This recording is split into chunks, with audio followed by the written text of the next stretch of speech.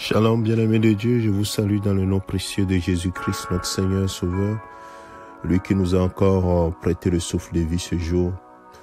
Nous voulons lui dire merci pour la grâce, pour sa bonté, pour sa miséricorde. Ce matin, bien-aimés de Dieu, nous voulons appuyer notre exhortation de ce matin sur l'évangile selon Luc, chapitre 13. À partir du verset 10, la Bible dit que Jésus enseignait dans une des synagogues le jour du sabbat. Verset 11. Or, il y avait là une femme habitée par un esprit qui la rendait infirme depuis 18 ans. Elle était courbée et ne pouvait pas du tout se redresser.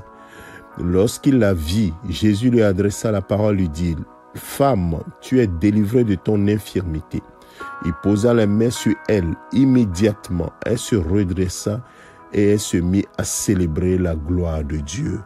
Amen. Bien-aimé de Dieu, j'aimerais m'appuyer sur cette parole ce matin.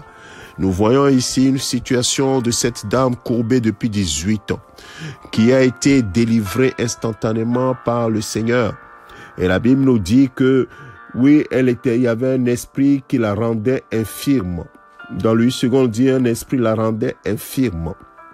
Peut-être que, oui, cette dame, si nous voulons aller en profondeur, cette dame n'était pas encore née de nouveau et que un esprit mauvais ne pouvait pas habiter en elle, et ne peut pas habiter en la personne qui a reçu Jésus-Christ comme Seigneur, qui est né de nouveau.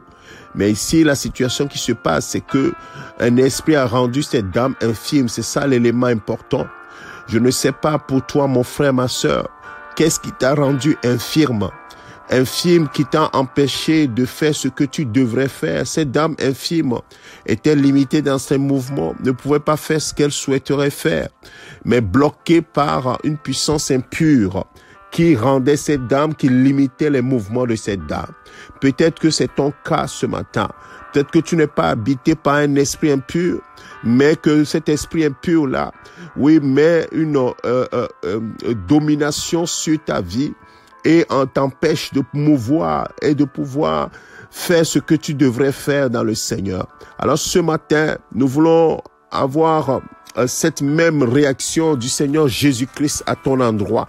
La Bible dit que quand Jésus vit cette dame, oh, Jésus lui adressa la parole et dit, « Femme, tu es délivrée de ton infirmité. » Et ce matin, mon frère, ma sœur, tu es délivré de ton infirmité.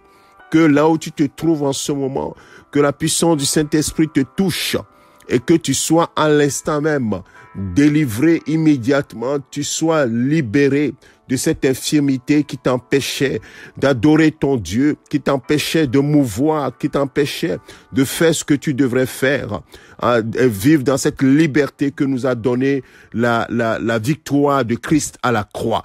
Alors ce matin, quelle que soit cette infirmité physique ou spirituelle, je proclame, conformément à ce qui s'est passé dans la vie de cette femme, 18 ans durant, elle a souffert, elle ne pouvait pas faire ce qu'elle doit faire. Peut-être que toi aussi, depuis longtemps, tu n'arrives pas à mouvoir comme tu le souhaiterais. Sur le plan spirituel, impossible de pouvoir grandir, de faire des choses. Sur le plan physique, matériel, tu es bloqué de toutes parts. Et toi-même, tu sais que ce n'est pas normal. Ce matin, oui, quelle que soit l'origine de cette incapacité, Jésus-Christ te libère. Jésus-Christ te libère. Et Jésus adressa juste une parole à cette femme. Femme, tu es libérée de ton infirmité. Et Jésus posa les mains sur elle. Je prie ce matin que Jésus pose les mains sur toi, toi qui es malade.